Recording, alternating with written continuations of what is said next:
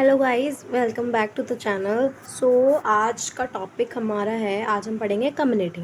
Okay, तो community का unit second, इसका पार्ट फर्स्ट है जिसमें मैंने मेन टॉपिक्स निकाले हैं, antenatal care, eclampsia and preeclampsia. ये सब हम ओबीजी में पढ़ेंगे, ठीक है। तो ओबीजी के टॉपिक्स और इसके टॉपिक इस वाली यूनिट के बहुत इंटरलिंक्ड है, ठीक है। तो कल जो पार्ट 2 आएगा वो मेनली प्रोग्राम्स के ऊपर ही आएगा, जो कि कम्युनिटी के लिए ही है, क्योंकि ओबीजी के लेक्चर्स आपको ओबीजी में मिलेंगे, तो इसमें तो पढ़ा के कोई फ़ायदा नहीं है, ठीक है ना, एक ही हो जाएगा। ठीक है, तो अभी हम पार्ट फर्स्ट में ये पढ़ लेते हैं। ये भी ओबीजी के टॉपिक है, लेकिन हाँ, इनका कम्युनिटी में रोल है। Okay, first is antenatal care. So it is also known as prenatal care. It is systematical supervision of women during pregnancy at regular intervals. So antenatal care को हम प्रीनेटल केयर भी बोलते हैं, यानी कि birth होने से पहले दी जाने वाली केयर को हम एंटीनेटल केयर बोलते हैं। अब इसमें क्या होता है कि प्रेगनेंसी के टाइम पे वुमेन को हम सुपरवाइज करते हैं, मतलब देखा जाता है, चेकअप होता है रेगुलर इंटरवल्स पर। Okay, so visits during antenatal period by WHO 4 visits, ठीक है। फर्स्ट कब होती है 12 to 16 वीक्स पर, सेकेंड होती है 24 to 30 वीक्स पर, थर्ड होती है एट 32 वीक्स, और फोर्थ विजिट होती है 36 वीक्स। तो मैक्स विजिट जो होती है वो 13 हो जाती है। ओके, अब एम्स क्या है एंटीनेटल केयर के, इसका काम क्या है, एंटीनेटल केयर हम दे रहे हैं, क्यों दे रहे हैं? To detect any high risk case, कि हमें पता चल जाएगा कि प्रेगनेंसी हाई रिस्क तो नहीं है। हाई रिस्क से मतलब क्या है कि पेशेंट को एक्लैम्शिया, प्री एक्लैम्शिया, जो कि हम इसमें पढ़ने वाले हैं, ये सब चीज़ें तो नहीं है। To avoid any complication during pregnancy, pregnancy के टाइम पे कोई भी कॉम्प्लिकेशन को अवॉइड करना। To provide health education to mother, mother को हमें हेल्थ एजुकेशन भी देनी है कि उसको क्या क्या लेना है, iron, folic acid, calcium, balance diet खानी है, ठीक है। To maintain health during pregnancy, to educate about immunization, TT, tetanus का वैक्सीन लगता है। To reduce IMR and MMR, IMR and MMR क्या होता है? IMR का मतलब है इन्फेंट मोर्टेलिटी रेट, MMR का मतलब है मैटरनल मोर्टेलिटी रेट, इनको भी कम करना। फिर to educate about dos and don'ts, कि आपको क्या करना है और आपको क्या नहीं करना है, ठीक है। To promote and protect mother and foetus, mother को भी और फीटस को भी आपको प्रमोट भी करना है और प्रोटेक्ट भी करना है, ठीक है। नेक्स्ट आते हैं हमारे की कंपोनेंट्स ऑफ एंटीनेटल केयर, कि इसमें कंपोनेंट्स क्या हैं एंटीनेटल केयर के, ठीक है। सबसे पहला, registration and first visit before 12 weeks, 12 week से पहले आपको रजिस्ट्रेशन करवा देना है। Early registration at the nearest health facility और विद एन आशा या फिर ANM, किसी भी आशा के साथ या फिर ANM के साथ, या फिर आप खुद भी किसी हेल्थ फैसिलिटी या फिर किसी भी हॉस्पिटल में जाके अपने आप को रजिस्टर करवाओ। Personal and medical history collection, वहाँ जाके आपकी जो जो रिपोर्ट्स अगर आपने कराई हुई हैं तो वो दिखाओ उनको। आपका पर्सनल हिस्ट्री कलेक्शन आप बताओ उनको, LMP आप बताओ उनको, लास्ट मेंस्ट्रुअल पीरियड कब आया था, और आप डिटर्मिनेशन ऑफ EDD, फिर उससे एस्टिमेटेड डिलीवरी डेट निकलती है। रूटीन स्क्रीनिंग टेस्ट, जो रूटीन के स्क्रीनिंग टेस्ट है वो हो जाते हैं। तो सबसे पहले जब रजिस्ट्रेशन कराने जाते हो मेनली तो ANC प्रोफाइल हो ही जाती है वहाँ पे, क्योंकि उसमें आपके कार्ड्स आ जाते हैं, cards like HCV, HIV, VDRL, HBsAg यानी हेपेटाइटिस B का, HCV का, HIV का, VDRL का, ये सब कार्ड्स हो जाते हैं, ठीक है। फिर अल्ट्रासाउंड स्कैन, ये सब भी आपके पहली विजिट में हो जाता है। नेक्स्ट आता है हमारा routine checkups and investigation every ANC visit, her antenatal visits पे आपका ब्लड प्रेशर मॉनिटर करा जाएगा, वेट देखा जाएगा, एब्डोमिनल एग्जामिनेशन होगा, फीटल हार्ट साउंड मॉनिटर की जाएगी, और यूरिन टेस्ट भी होगा कि यूरिन में आपके कोई इन्फेक्शन तो नहीं है या फिर प्रोटीनूरिया तो नहीं आ रहा है, ठीक है, यानी कि यूरिन में प्रोटीन तो नहीं आ रहा है। नेक्स्ट है iron and folic acid supplementation, IFA की टैबलेट चलाई जाती हैं। IFA tablets daily for 180 days during pregnancy and 180 days postpartum, ठीक है। तो IFA की टैबलेट्स डेली देनी होती है 180 दिन तक प्रेगनेंसी के टाइम पे, और पोस्टपार्टम प्रेगनेंसी के बाद भी 180 डेज पोस्टपार्टम, यानी कि प्रेगनेंसी होने के डिलीवरी होने के बाद भी 180 डेज तक चल जाती है। Double dose IFA recommended for anaemic mothers, जिनका HB कम होता है उनके लिए डबल डोज IFA रिकमेंड करी जाती है। Then tetanus and diphtheria vaccination, पहली जब आप ANC विजिट पे आओगे 12 वीक के बाद तो आपको टिटनेस और डिप्थेरिया 1 लगेगा। उसके बाद जब आपको टिटनेस 1 लग जाएगा तो उसके 4 वीक्स के बाद में बूस्टर डोज लगेगी, यानी कि टिटनेस 2 लगेगा। डन। फिर है हमारे कैल्शियम सप्लीमेंटेशन। फिर आता है हमारा calcium supplementation. So 500 mg calcium tablets twice daily from second trimester onward for at least 6 months postpartum 500 mg की कैल्शियम की टैबलेट चलेंगी फ्रॉम सेकेंड ट्राइमेस्टर। देन आता है nutrition and lifestyle advice, guidance on balance diet, hydration and avoiding alcohol, smoking and harmful substances. आपको उन्हें बताना है कि आपने बैलेंस डाइट लेनी है, प्रॉपर आपको हाइड्रेट रखना है, पानी वानी प्रॉपर पीना है, एल्कोहल, स्मोकिंग और कोई भी हार्मफुल सब्सटेंसेज नहीं लेना है। Danger sign education, danger sign बता देना है कि अगर आप ये सब करोगे तो आपके साथ क्या होगा like high risk pregnancy identification and referral. अब अगर आपके पास कोई हाई रिस्क आया तो आपको पता कैसे चलेगा पहले तो कि वो हाई रिस्क है। तो women with following condition are classified as high risk and require specialised care and referral to higher facility. आपके पास अगर कोई वुमेन आती है इन कंडीशंस के साथ तो वो हाई रिस्क होती है और उसको बहुत स्पेशलाइज्ड केयर की ज़रूरत होती है और हम उसको हायर फैसिलिटी पे रेफ़र कर देते हैं। ठीक है। कौन कौन सी कंडीशंस लाइक सबसे पहला आता है हमारा पेशेंट को अनीमिया है, severe anaemia less than 7 gram, hypertension यानी कि pre eclampsia, BP more than 140/90 mmHg, diabetes है पेशेंट को, थायराइड का डिसऑर्डर है, ठीक है, ये भी हाइपरटेंशन में है। फिर आता है हमारा प्रीवियस LACS या फिर कॉम्प्लिकेटेड पास्ट प्रेगनेंसी, पहले कोई LACS हुआ हो या फिर पास्ट में कोई कॉम्प्लिकेटेड प्रेगनेंसी हो लाइक एक्टॉपिक हुआ हो। ठीक है। एंटीपार्टम हेमरेज, अब एंटीपार्टम हेमरेज क्या होता है कि 28 वीक्स, इसमें स्पेसिफिकली बताते हैं कि अगर 28 वीक्स के बाद ब्लीडिंग हो जाती है ना तो उसको एंटीपार्टम हेमरेज कहते हैं और वो एक हाई रिस्क कंडीशन हमारी होती है। ठीक है, तो ये कंडीशंस आपको बिल्कुल याद रखनी है कि ये हमारी हाई रिस्क कंडीशंस होती हैं। देन आता है हमारा postnatal care and follow up, delivery के बाद क्या केयर दी जाती है। Immediate postnatal checkups with in 48 hours of delivery, 48 hours में आपको इमीडिएट पोस्टनेटल चेकअप करना है, पेशेंट का बीपी मॉनिटर करना है, SpO2, pulse, respiration, urine output सब कुछ चेक करना है, ब्लीडिंग चेक करनी है। Exclusive breast feeding counselling with in the first hour of birth, first hour में ही आपको ब्रेस्ट फीडिंग काउंसिल कर देना है। Monitoring for postpartum haemorrhage, infection या फिर कॉम्प्लिकेशन, ठीक है, ये सब चेक कर लेना है। तो ये हमारा ख़त्म हो गया यहाँ पे एंटीनेटल केयर। अब आता है हमारा कंडीशन जो कि क्या है, pre eclampsia. What is pre eclampsia? So it is a pregnancy specific hypertensive disorder defined by blood pressure more than 140/90 mmHg or on two occasions at least 4 hours apart after 20 weeks and proteinuria more than 300 mg per 24 hour या फिर protein या फिर क्रेडिटिनिन ratio more than 0.3। ठीक है, अब क्या मतलब है इसका? तो प्री एक्लैम्शिया में मेनली क्या होता है कि हमारा जो ब्लड प्रेशर है वो 140/90 से बढ़ जाता है। ठीक है, और कब होता है ये? स्टार्टिंग में नहीं होता, 20 वीक्स जेस्टेशन यानी कि 20 वीक्स ऑफ प्रेगनेंसी हो चुकी है वुमन की, उसके बाद हो रहा है। या फिर दो कंडीशन, एक तो बीपी बढ़ता है, एक प्रोटीन यूरिया, यूरिन में प्रोटीन आता है, या फिर कैरेटिनिन भी चेक करते हैं, KFT कराते हैं ना, KFT में मोर देन 0.3 आता है। ठीक है, क्योंकि अगर यूरिन में प्रोटीन आ रहा है तो चांसेस रहते हैं कि आपकी किडनी में इफेक्ट आ रहा है उसका। ठीक है, तो प्री एक्लैम्शिया में समझ में आ गया आपको क्या क्या होता है? एक तो हमारा ब्लड प्रेशर और एक प्रोटीन यूरिया। ठीक है, ये हमारा प्री एक्लैम्शिया होता है। अब आते हैं हमारे कॉजेज़, क्यों हो रहा है।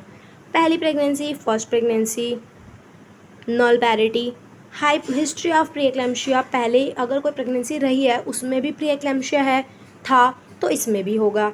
मल्टीपल जेस्टेशन यानी कि ट्विंस बेबी हुए हो, क्रॉनिक हाइपरटेंशन, डायबिटीज़ मेलाइटस या फिर ओबेसिटी, मोटापा ज़्यादा है, और मैटरनल एज मोर देन 35। ठीक है, यानी कि जो एज है वुमेन की वो मोर देन है 35। अब family history of pre eclampsia, family की कोई हिस्ट्री रही हो प्री एक्लैम्शिया की, यानी जेनेटिकली है ये तो। अब इसके साइन और सिम्टम्स क्या हैं? प्रोटीन यूरिया, यूरिन में प्रोटीन आना, चेंजेस इन विजन, दिखना कम हो जाएगा, सीवियर हेडेक्स आने, सर में दर्द होना बहुत, अपर एब्डोमिनल पेन होना, नोजिया या फिर vomiting, SOB, shortness of breath. अब इसको पता कैसे लगाएंगे कि आपके पास आपको प्री एक्लेम्पशिया है? डायग्नोज बीपी चेक करना, BP measurement, urine analysis, urine का टेस्ट करना, या फिर 24 आवर यूरिन कलेक्शन, यानी कि यूरिन को 24 आवर तक आपके पास, मतलब 24 आवर तक कलेक्ट करके रखना। एलएफटी होना, केएफटी होना, प्लेटलेट काउंट चेक होगा, अल्ट्रासाउंड होगा, नॉन स्ट्रेस टेस्ट या फिर बायोफिजिकल प्रोफाइल यानी एनटीएन भी है, जिसमें बेबी का देखा जाता है, फीटल हार्ट वगैरह, फीटल हार्ट बीट सही है, बच्चा की ग्रोथ सही है, ये सब चेक होता है उसमें, ठीक है। अब इसका मैनेजमेंट कैसे करेंगे? अगर माइल्ड प्री एक्लेम्पशिया है यानी थोड़ा बहुत ही है तो क्लोज मॉनिटरिंग करेंगे, फीटल मॉनिटरिंग करेंगे, पॉसिबल हॉस्पिटलाइजेशन करना भी हो सकता है, ठीक है। अगर सीवियर है, बहुत ही ज़्यादा प्री एक्लेम्पशिया है, तो फिर हॉस्पिटलाइजेशन भी होगा और उसको एंटी हाइपरटेंसिव्स भी देने पड़ेंगे, लाइक लैबिटोलॉल लैबिट दे सकते हैं या फिर हाइड्रोलिजीन दे सकते हैं, मैग्नीशियम सल्फेट भी दे सकते हैं, पर ये ड्रग ऑफ चॉइस नहीं है। Corticosteroid delivery is the definitive treatment, delivery ही इसका ट्रीटमेंट है कि आप बेबी को बाहर निकाल लो। लेकिन ये जो मैनेजमेंट है ना डिलीवरी वाला, ये भी डिपेंड करता है ना कि जेस्टेशन कितना है और बेबी का ग्रोथ कितनी हो रही है, ठीक है। उसके अकॉर्डिंगली ही हम इस वाले मैनेजमेंट पे जा सकते हैं। समझ में आ गया हमारा प्री एक्लेम्पशिया क्या होता है? प्री एक्लेम्पशिया, बीपी बढ़ता है कितना, 140 से 90 हो सकता है मोर देन, या फिर प्रोटीन यूरिया हो सकता है, ठीक है, और कैरेटिनिन जो है वो मोर देन 0.3 आ सकता है। ओके, मेन तो आपने बीपी से, हाइपरटेंशन से और प्रोटीन से याद रखना है कि हमारा क्या होता है, प्री एक्लेम्पशिया। इसी से रिलेटेड एक और टॉपिक आ जाता है जो कि है हमारा एक्लेम्पशिया। ओके, सो एक्लेम्पशिया क्या होता है? Eclampsia is a serious complication of pregnancy characterized by the onset of generalized tonic-clonic seizures in a woman with preeclampsia that cannot be attributed to other neurological cases. Okay, so eclampsia का मतलब है कि अगर किसी women को pre एक्लेम्पशिया भी है, यानी कि उसका हाई बीपी भी है और यूरिन में प्रोटीन भी है, और उसकी वजह से उसको क्या आ रहे हैं, सीजर्स भी होने लग रहे हैं। सीजर्स में भी कौन सा सीजर? टोनिक क्लोनिक सीजर आ रहे हैं, ठीक है, जो कि किसी भी न्यूरोलॉजिकल कॉज यानी कि दिमाग की बीमारी की वजह से नहीं आ रहे हैं, तो वो हमारा क्या है, एक्लेम्पशिया है, ठीक है। इस बार जो ABPMU का एग्ज़ाम हुआ था, ABPMU का, उसमें OBG में आया था डायग्नोज कि एक वुमेन है और वो आई है हॉस्पिटल में जिसका बीपी भी बढ़ रहा है, लेकिन बीपी के साथ साथ उसको सीजर्स भी आ रहे हैं, तो आपको पॉसिबल डायग्नोज बताना है, ठीक है। और वो क्वेश्चन 15 नंबर में आया था, ठीक है। तो उसका डायग्नोज अपन को सिंपली 15 नंबर का है, आपने ऊपर लिख दिया कि एक्लेम्पशिया है, तो यहीं पे आपको एग्जामिनर को पता चल जाएगा कि हाँ इसको पता है डायग्नोज के बारे में, ठीक है। तो ये थोड़े इंपॉर्टेंट टॉपिक्स हो जाते हैं जिनके बारे में पता होना ज़रूरी है, ठीक है। तो क्या है कि एक्लेम्पशिया भी है, प्री एक्लेम्पशिया के साथ साथ पेशेंट को, यानी कि हाई बीपी के साथ साथ सीजर्स भी आ रहे हैं, तो यानी पेशेंट को क्या है, एक्लेम्पशिया है। अब इसका it typically occurs after 20 weeks of gestation, during labour और पोस्टमार्टम, वो भी 20 वीक्स ऑफ जेस्टेशन के बाद हो रहा था, ये भी लेबर के time. Considered a hypertensive disorder of pregnancy, part of the pre-eclampsia spectrum। ये भी इसको हम हाइपरटेंसिव डिसऑर्डर में ही मान के चलेंगे, क्यों? क्योंकि प्री एक्लेम्पशिया के साथ हो रहा है ना, प्री एक्लेम्पशिया स्पेक्ट्रम, यानी कि प्री एक्लेम्पशिया में तो वुमेन पहले से ही है, उसके वजह से उसको सीजर्स आ रहे हैं, तो ये प्री एक्लेम्पशिया स्पेक्ट्रम है, ठीक है। इसके कॉजेज़ क्या हैं? वही है सेम, फर्स्ट प्रेगनेंसी, या फिर इसमें एज है कि लेस देन 18 या फिर मोर देन 25, ठीक है।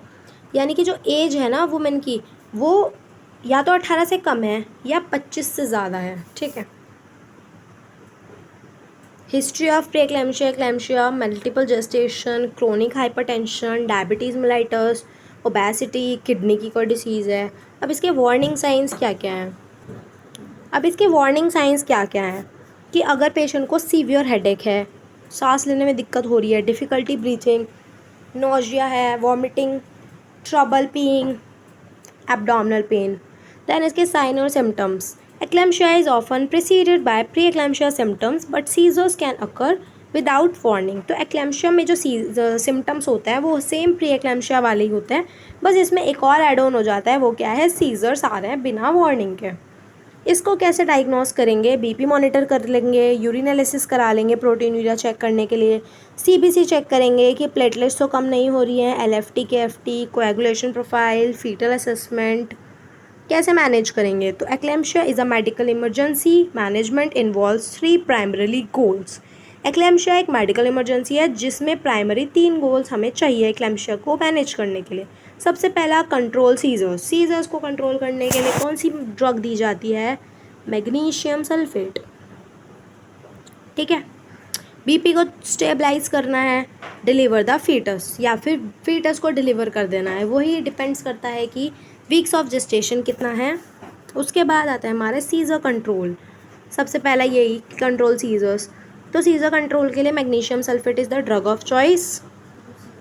Magnesium sulphate is the drug of choice. तो मैग्नीशियम सल्फेट दिया जाता है सीजर्स को कंट्रोल करने के लिए। कितनी होती है इसकी loading dose? 4 to 6 gram IV over 15 to 20 minutes. IV दिया जाता है 4 to 6 ग्राम दिया जाता है 15 to 20 मिनट्स में। Maintenance 1 to 2 gram per hour IV infusion. IV पे चढ़ाते हैं इसको 102 ग्राम पर आवर पे। Monitor for toxicity. अब आपने चढ़ा तो दिया मैग्नीशियम सल्फेट, अब इसको चेक करना है कि उसका कोई साइड इफ़ेक्ट्स तो नहीं आ रहा है। ठीक है। अब उसके बाद एंटीडोट फॉर टॉक्सिसिटी। अगर कोई साइड इफ़ेक्ट आ रहा है, एंटीडोट फॉर टॉक्सिसिटी की अगर कोई टॉक्सिसिटी हो गई है तो आपको एंटीडोट भी देना है। ठीक है। नेक्स्ट बेंजोडाइज़ेपिन, डाइज़ेपाम, लोराज़ेपाम ये दिया जाता है अगर मैग्नीशियम सल्फेट से भी सीजर्स नहीं रुक रहे हैं तो आपने डाइज़ेपाम या फिर लोराज़ेपाम दे देना है।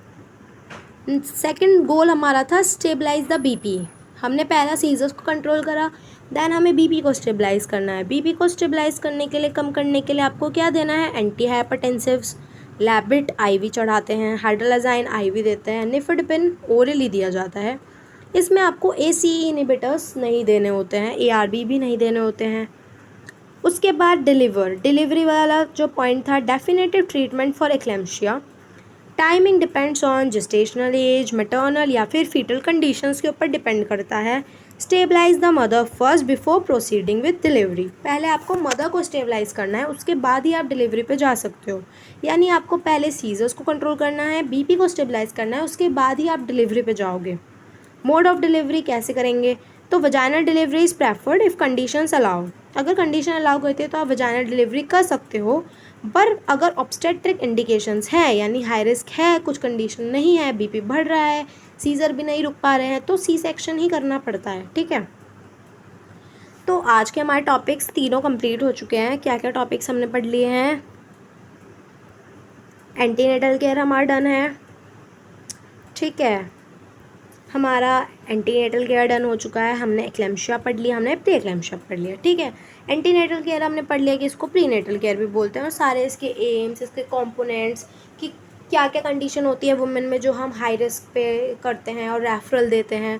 प्री एक्लेम्शिया क्या है? जिसमें बीपी मोर देन 140/90 mmHg चला जाता है, प्रोटीन यूरिया भी होता है। एक्लेम्शिया में हमने क्या देखा कि प्री एक्लेम्शिया भी है वुमेन को, यानी बीपी भी बढ़ रहा है और साथ साथ उसको सीजर्स भी आ रहे हैं, टोनिक क्लोनिक सीजर्स भी हो रहे हैं, तो वो हमारा एक्लेम्शिया है। ठीक है। तो आई होप आप लोगों को ये तीनों टॉपिक समझ में आए होंगे। This is all for the video. Thank you guys.